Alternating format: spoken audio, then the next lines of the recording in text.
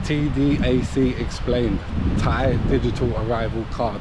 No matter whether you've got a UK British passport like myself, an EU passport, America, no matter where you are, it's compulsory that you have to fill out this form, the TDAC form, before you arrive in Thailand. So the first thing you're going to need is 20,000 baht to proof that you can fund yourself while you're on your travels. That doesn't have to be cash. Don't panic and start changing up in your country because you're going to get a bad rate.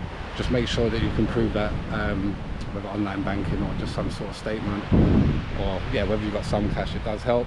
Always remember, just be polite if you do get stopped. So that's the first thing you're going to need. It's 20,000 baht. You're going to need proof of onward travel.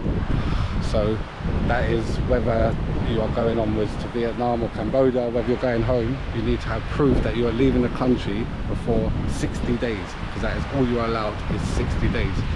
So make sure that you have your travel planned, make sure that is correct, put in the form.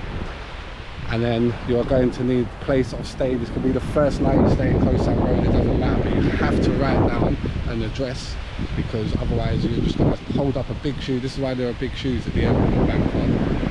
And it is just, you know what I mean, it's just just do it, just make sure you do it.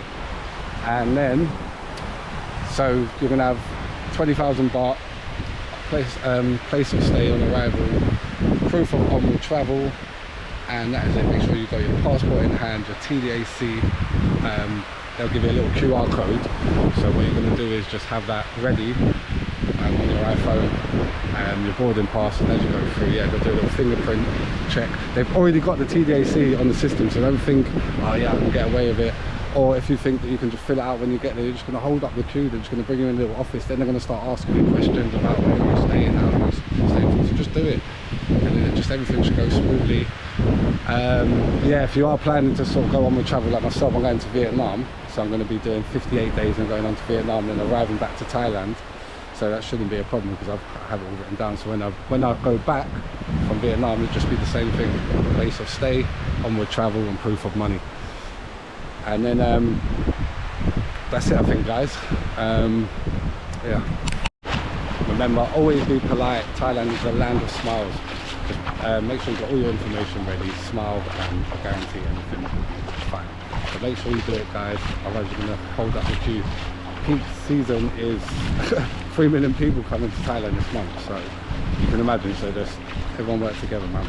So yeah, you might be able to think you can get a 30-day extension in the Thai embassy in the UK and stuff like that, but listen to me, just don't risk it. You get 60 days on arrival. If you do want to extend by 30 days, there's this form you can get from, just go to the tourist information desk as soon as you get to Bangkok, and it's a TM30 form or TM300 form, I can't remember that actually.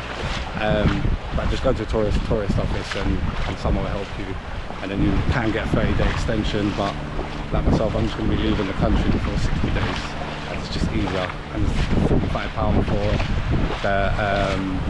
for the 30-day extension is £45 for a flight to Vietnam.